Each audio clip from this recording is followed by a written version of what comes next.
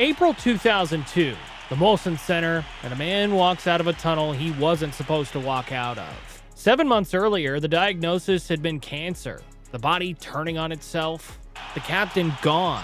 21,000 people stood up and didn't sit back down for 8 minutes, and he hadn't played a single shift yet. He'd already won the night before the game even started.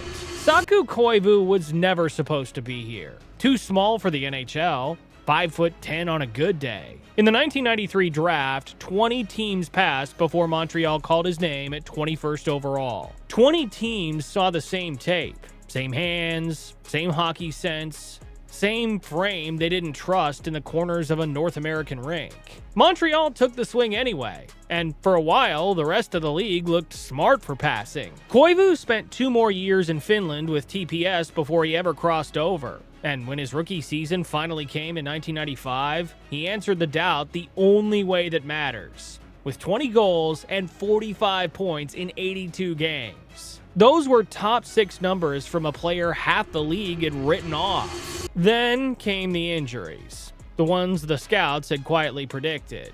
A knee, then a shoulder, then the same knee again. There's a version of this story where Koivu becomes a cautionary tale about smaller players in a bigger league, where the body keeps breaking down and the points keep dropping, and he's back in Finland by 30, playing out a quiet end to a career that never quite happened. He missed big chunks of multiple seasons, and that version stayed close the whole time. But he came back from every one of them. And by the end of the decade, he'd become the player Montreal came to the building to see. On September 30th, 1999, the Canadiens named him the captain. It's worth understanding what that actually means in that city. Montreal has handed the C to Maurice Richard, to Jean Beliveau, to Henri Richard, and to Yvon Cournoyer and Bob Gainey. A list that reads like a Hall of Fame ballot because most of it is. The captaincy there carries the weight of an Original Six franchise and a French-speaking city that lives and dies with its hockey team. Plus, a history that every player in that dressing room knows by heart. And they handed all of it to a 24-year-old Finn who became the first European captain the franchise had ever named. That was the gamble, and almost nobody outside the building thought it would pay off. He earned it the way he earned everything, without much noise about it. He learned French. He showed up to the community events the team hadn't even asked him to attend. By the summer of 2001, Koivu had the whole thing in front of him. 26 years old and freshly signed to a contract worth $3.3 million for the coming season. Captain of one of the most storied franchises in professional sports. He was also in love. Late that August, on the dock of a summer cottage back in Finland, he asked a woman named Hannah Norio to marry him, and she said yes. So they were planning a wedding when he flew back to Montreal for training camp. And then, in September 2001, something felt wrong. It started on the plane. The stomach cramps were bad enough that he could barely sit still. The kind of pain that makes a professional athlete, a man whose entire job is tolerating discomfort, actually consider asking a flight attendant for help. He landed in Montreal and went straight to the team doctors, who thought appendicitis at first, which would have been the lucky version. A quick surgery and a few weeks of recovery and back on the ice. It wasn't appendicitis. On September 6, 2001, the Canadiens called a press conference at the Molson Center, and team physician Dr. David Mulder stood in front of the cameras and said the words nobody in that room had prepared to hear. Saku Koivu had abdominal cancer. They didn't know exactly what kind because the tests were still running, but what they did know was that he wouldn't be playing hockey for a long time, and they couldn't tell anyone, including him, whether he'd ever play again. A few weeks later, the specific diagnosis came back, and it was Burkitt's lymphoma, an aggressive form of non-Hodgkin's lymphoma. Here's the part that matters if you've never had to learn about it. Your lymphatic system is the part of your body that fights infection, and it runs absolutely everywhere, which means that when cancer starts in there, it doesn't sit politely in one spot waiting for a surgeon to cut it out. It spreads. The cells that are supposed to protect you start multiplying out of control, and there's no clean tumor anyone can lift out and drop in a tray. There's only chemotherapy, a great deal of it, and a body that has to be pushed almost to the point of failure so the drugs have a chance to find every last cell. His age and his conditioning gave him a better shot than most, and that was the good news. The bad news was the protocol itself. A 4-week cycle repeated 6 to 8 times, which meant the 2001-02 season was finished for him before it had really started. Possibly his career along with it. Possibly more than that. He went home and started chemo on September 12th, and in an interview he gave later to ESPN the magazine, he described that first weekend in detail. The curtains drawn, the bedroom dark, screaming into a pillow because of the way the drugs felt moving through him. He'd been hit in the NHL for 6 years and thought he understood pain, but he'd never felt anything like that. And he says he never felt anything like it again.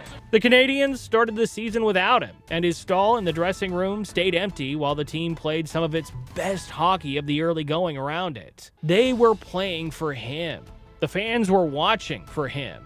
And the letters started pouring in by the thousands. 30,000 emails, cards from kids, and cards from cancer patients who had never picked up a hockey stick in their lives. Mario Lemieux, who had beaten Hodgkin's lymphoma himself back in 1993, picked up the phone and called him directly. For a few months that fall, the whole league quietly turned into a get-well card. And through all of it, Koivu watched from his couch, bald and 17 pounds lighter, taking 40 needles in the spine over the course of his treatment and throwing up after most rounds of it, watching the season slip past him. And somewhere in those months, between the chemo cycles, once the worst of it was behind him and the doctors had started using words like responding and encouraging, he made a decision the medical staff wasn't sure was even possible. In February 2002, the test results came back clean. No trace of cancer anywhere. Dr. Mulder told reporters it was unlikely Koivu could play again that season, but then he added something that left the door open. That Koivu had proved us wrong in every case so far. So nothing was actually off the table. Koivu finished his last round of chemo, 8 cycles in total, and then he asked his medical team a single question. Could he play again this year? The honest answer, in any reasonable medical sense, was no. His body had been through 5 months of aggressive treatments, and the damage was everywhere you'd think to look. He'd lost most of his muscle mass, and his stamina was wrecked, and his immune system was running on fumes, which, in a contact sport played in close quarters, means every crowded bench is a potential infection waiting to happen. To get back on NHL ice in time for the playoffs, he'd have to rebuild basically everything that makes a hockey player, and he'd have to do it in about 6 weeks. So he started training, and he did it quietly. No announcements and no press releases. He just showed up at the practice facility and skated. Small days at first, 20 minutes on the ice, then 40, then eventually a full practice with the team, which is something that has to happen gradually when a room full of 22 healthy adults represents a genuine infection risk and your white blood cell count is still climbing back toward normal. The team, meanwhile, was scrapping for its life. They hadn't made the playoffs in 4 years. The Eastern Conference race was tight, and every game in March carried weight. Koivu watched most of it from the press box, skated in the mornings, and waited. Then, on April 8th, the team announced he'd be in the lineup the following night against Ottawa, with 3 games left in the regular season and a playoff spot there for the clinching. He had asked them very specifically not to make a thing of it. No ceremony, no tributes, no video package on the scoreboard. He wanted to walk out and play hockey like he'd never left, take a regular shift, and get back to work, because he wasn't there to be congratulated.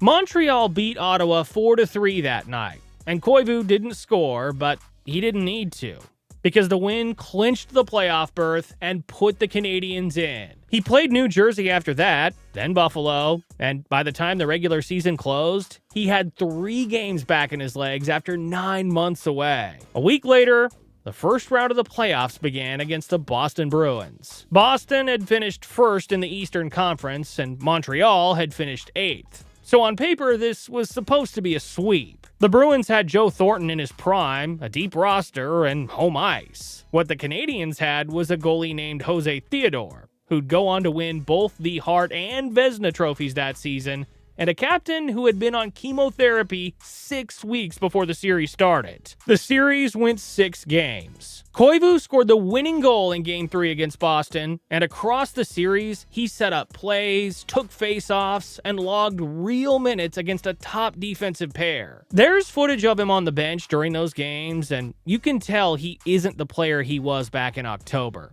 A step slower and visibly lighter. But he was out there, the team was feeding off the fact of it, and Boston had no answer for any of it. Montreal won the series in 6, the first place team in the conference, knocked out by the 8th seed, led by a captain who'd been told 7 months earlier his career might be finished. They lost in the second round to Carolina, but by then, the story was already written. Strip the sport away for a second, and look at what actually happened. A man got cancer. He went through one of the most aggressive chemotherapy protocols modern medicine has, lost a quarter of his body weight, took 40 needles in his spine, and was told outright that he was lucky to be alive. Then, he went and played professional hockey 6 weeks after his final treatment. There's no clean lesson sitting underneath that. He didn't beat cancer with hockey because the hockey came after the cancer was already gone. What he actually did was prove that the thing that was supposed to define the rest of his life didn't get to write the ending of it. Most people who get a diagnosis like that don't have an arena full of people waiting for them on the other side. Most have a quiet return to a job or a family or a life that looks the same from the outside and feels completely different from within. The Koivu story is loud because of the platform it happened on, but underneath the noise, it's the same story a lot of people already know in their own lives. You get knocked down by something you never saw coming, you spend a long time genuinely not knowing whether you can get back up, and then one day you decide that you can. The question was never whether Saku Koivu loved hockey enough. The question was whether his body would let him prove it. He came back, he delivered, and he led. And that summer, he won the Bill Masterson Trophy for perseverance and dedication. And then he simply kept going. He played another 12 seasons, 7 more in Montreal as captain, and then 5 in Anaheim before retiring in 2014, quietly, the way he did everything else. If this story meant something to you, the super thanks button below helps us keep making them. Next time, we're going inside another story the league doesn't want to talk about anymore, so subscribe and you won't miss what's coming.